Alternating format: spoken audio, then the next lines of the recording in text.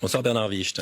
Bonsoir. Vous êtes auteur de plusieurs livres de stratégie militaire. On a beaucoup entendu des experts nous dire les faiblesses de l'armée russe, les lenteurs, les problèmes logistiques. Vous dites au contraire, non, là ce qu'on voit dans le Donbass, c'est que la Russie est en train de gagner au fond. Absolument. C'est une chose difficile à dire, étant donné la situation humanitaire, la souffrance, mais du point de vue de la stratégie militaire, il faut dire que la manœuvre entreprise par l'armée russe depuis le déclenchement de cette guerre entrera probablement dans les annales de l'histoire comme un modèle du genre. Et pourtant, Kiev n'est pas tombé en 3 jours comme les Russes le voulaient. Au contraire, ils ont été battus, ils ont battu en retraite. Ça ne s'est pas du tout déroulé comme prévu pour eux.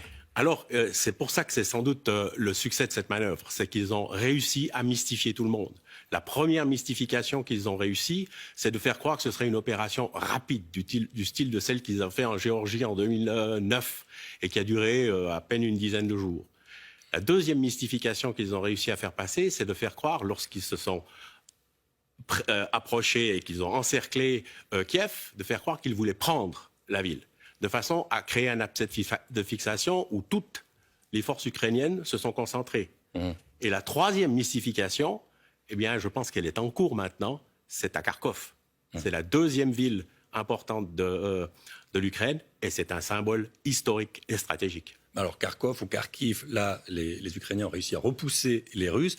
On a l'impression à vous entendre que lorsque c'est une défaite russe, vous dites c'était voulu, c'était pensé, puis quand c'est une victoire aussi, c'est difficile à comprendre quand même. Parce que les Russes pratiquent ce qu'on appelle l'art opératif.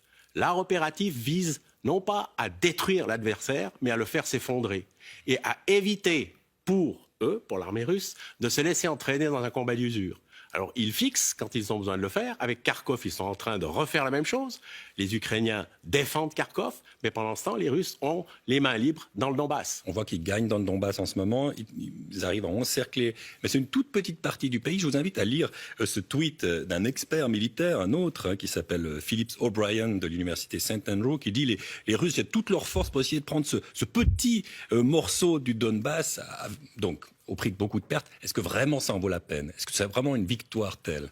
Alors, dans l'art opératif, les combats ne représentent pas le but. Le but, il a déjà été atteint, c'est-à-dire de faire peur à l'Union européenne, et là, on doit dire que c'est réussi, de montrer à l'OTAN jusqu'où ils sont prêts à aller, et là aussi, on peut dire que c'est réussi. Et après, les gains territoriaux, ils prennent les gains territoriaux qui les intéressent, c'est-à-dire la partie est de l'Ukraine, qui est la partie industrialisée, la partie pro-russe, l'accès à la mer. Et donc, c'est ça, c'est que nous, occidentaux, voyons le combat comme une bataille gagnée ou perdue. Mais c'est pas l'art soviétique. Ça, c'est ce qu'on dit, en tout cas aujourd'hui, en l'état, c'est votre opinion. Merci beaucoup. Peut-être un mot quand même, vous dites l'Union européenne, on a l'impression qu'elle est plus rassemblée que jamais, aujourd'hui plus unie que jamais, l'OTAN aussi. Et là, c'est plutôt une défaite russe. Alors oui, mais l'OTAN, dites-moi quelles sont ses forces. Et c'est pour ça sans doute que la seule manœuvre, c'était une manœuvre d'information, désinformation.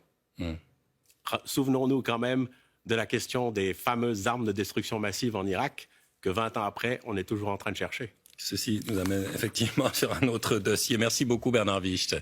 Merci infiniment.